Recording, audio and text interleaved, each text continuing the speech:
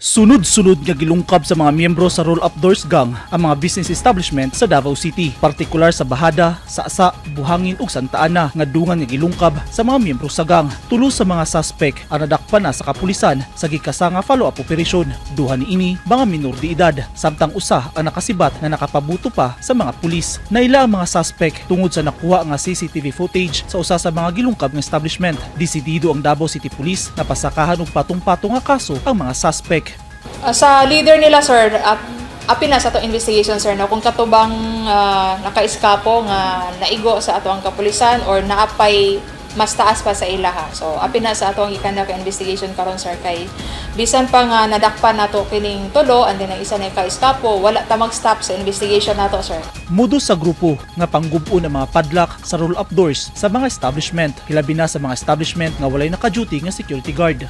Ang kaning kuan, sir, no, ang mga modus nila is nagakandak sila og kanang sir ba, murag surveillance kung baga kining mga establishment nga pwede nila sudlon, labi na walay security guard, no, sir. Kay kaning mga upat ka establishment nakita man nato nga ang kaning tulo gani, no, na CCTV pero malfunction, dili mo gana.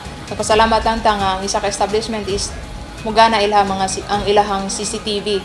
Mo nang giawag na to, sir, no, ang mga establishment owners nga ang CCTV nila i-check nila kay dako kani siya tabang sa pagkandak nato og investigation, labi na kung sa ilaha mismo gyud hitabo, no. Giawhag sab sa DCPO ang mga business owner nga mag-install gyud og CCTV sa ilang establishment. Dako gikatabang sa investigasyon sa kapulisan kung dunay CCTV aron masulbad dayon ang mga susamang insidente, hilabi na sa Davao City nga adunay CCTV ordinance. Ang ato ang gitanaw gyud ani sa mga modus nila is tan-aw nila nga pwede nila sulon anytime tumikan kay walay security guard or tanaw nila nga ang lock siguro is dili ingon nga lig-on kaayo mo nang i-check gyud nila ang ilahang mga padlock ug ilahang mga roll up doors, no, kung kuan ba ni siya kanang okay pa ba or dili na lig-on. Kung dili na lig-on ilahang i-check, sir, kay para sa record sa atong Davao City Police Office dili ingon ani ka konserba karampat ang mga inuaning hitabo. Gihangyo usab sa DCPO ang kooperasyon o koordinasyon sa katawan sa syudad.